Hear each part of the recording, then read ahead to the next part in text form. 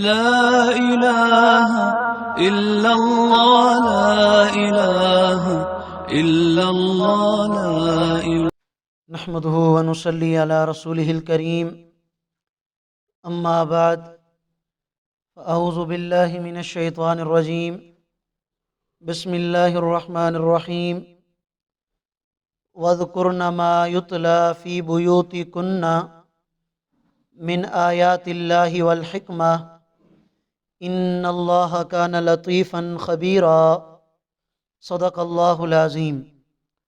سورۃ الاحزاب کی آیت نمبر 34 آپ حضرات کے سامنے تلاوت کی ہے۔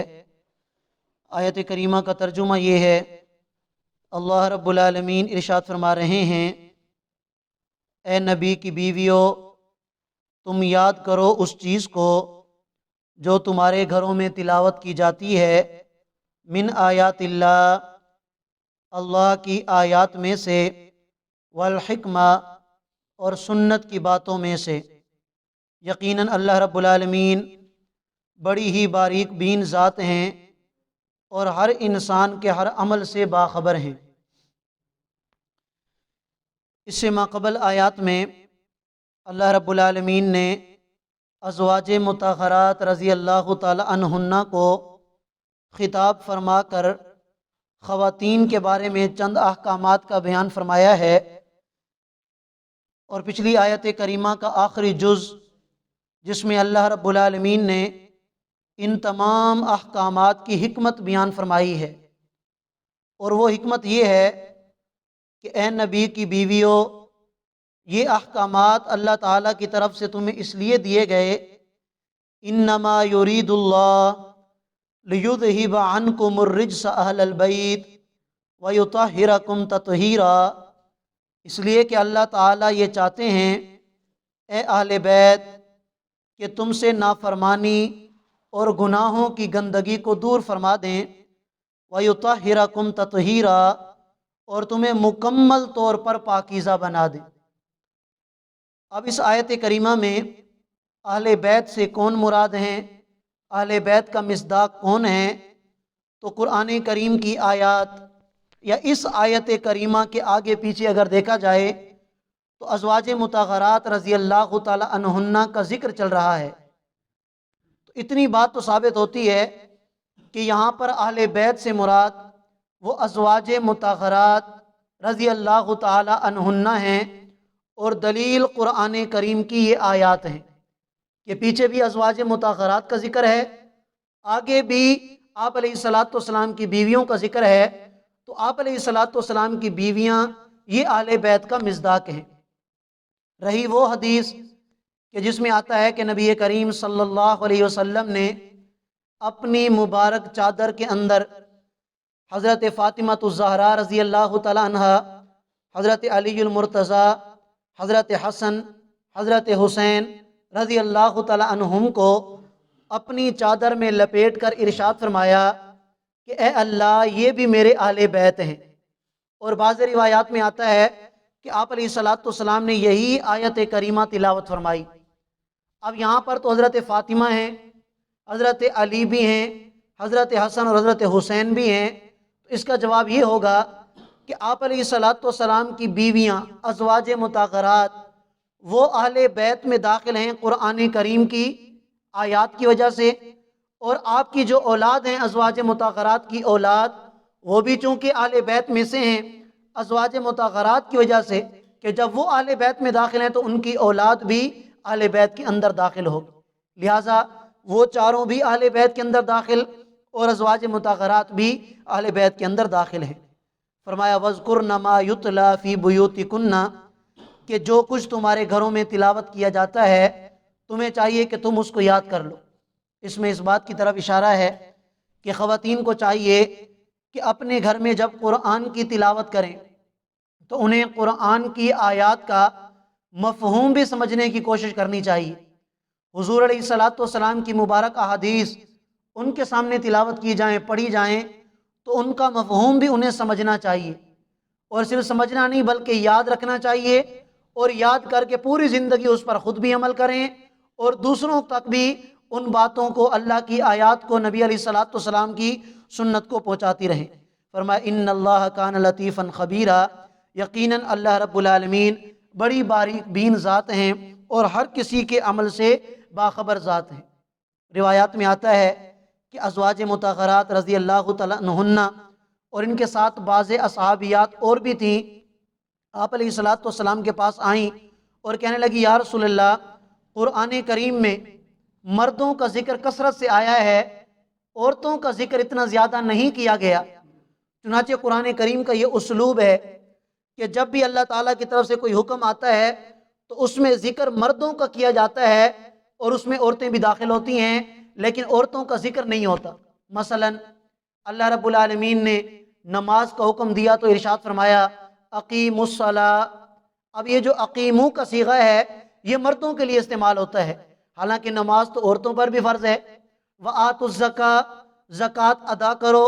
اب یہ آتو کا جو صیغہ ہے یہ مردوں کے لیے استعمال ہوتا ہے، حالانکہ زکوٰۃ عورتوں پر بھی فرض ہوتی ہے۔ یا ایھا الذین آمنوا اذکروا اللہ، اللہ کا ذکر کرو۔ اذکروا یہ مردوں کے لیے استعمال ہوتا ہے، لیکن اس میں عورتیں بھی داخل ہیں کہ عورتیں بھی اللہ کا ذکر کثرت سے کریں۔ تو ان عورتوں نے آ کے اس بات کی خواہش کی کہ یا رسول اللہ، عورتوں کا ذکر قرآن کریم میں زیادہ نہیں ہے۔ اس پر اللہ تعالیٰ نے یہ آیات کریمہ نازل فرمائیں کہ جن میں مردوں کے ساتھ ساتھ عورتوں کا ذکر بھی واضح الفاظ میں کیا گیا۔ چنانچہ اللہ رب العالمین ارشاد فرماتے ہیں ان المسلمین والمسلمات، کہ بے شک مسلمان مرد اور مسلمان عورتیں، والمؤمنین والمؤمنات، مومن مرد اور مومن عورتیں۔ اسلام اور ایمان میں کیا فرق ہے؟ ایمان کا تعلق ہوتا ہے انسان کے دل سے اور اسلام کا تعلق ہوتا ہے انسان کے ظاہر سے۔ ایمان اسے کہتے ہیں جو نظر نہ آئے اور اسلام کہتے ہیں جو نظر آنے والا ہو۔ تو آیت کریمہ کا مطلب کیا ہوگا کہ بے شک وہ مسلمان مرد جو دین اسلام پر عمل کرنے والے ہیں، جو انہوں نے زبان سے کہا، جس چیز کی انہوں نے دل سے تصدیق کی، اس کو ظاہری اعمال میں بھی بجا لانے والے ہیں، اور مسلمان عورتیں بھی، اور اہل ایمان مرد بھی اور اہل ایمان عورتیں۔